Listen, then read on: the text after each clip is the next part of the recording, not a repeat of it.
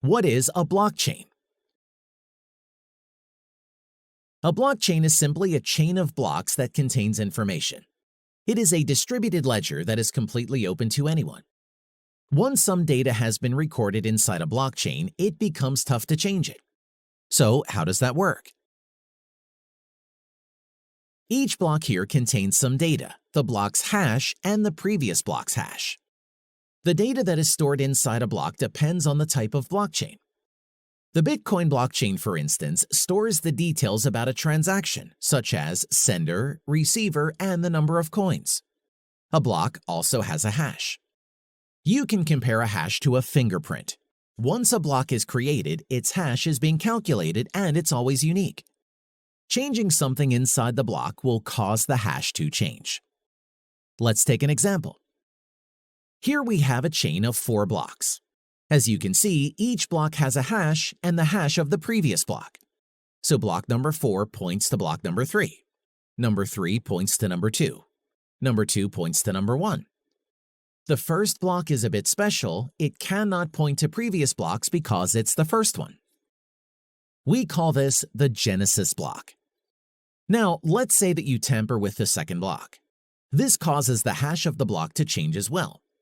In turn, that will make block 3 and all following blocks invalid because they no longer store a valid hash of the previous block. But using hashes is not enough to prevent tampering. Computers these days are high speed and can calculate hundreds of thousands of hashes per second.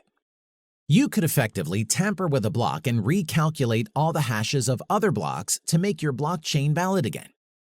So to alleviate this, blockchains have something called proof of work. It's a mechanism that slows down the creation of new blocks.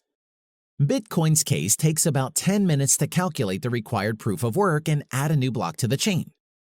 This mechanism makes it very hard to tamper with the blocks because if you tamper with one block, you'll need to recalculate the proof of work for all the following blocks.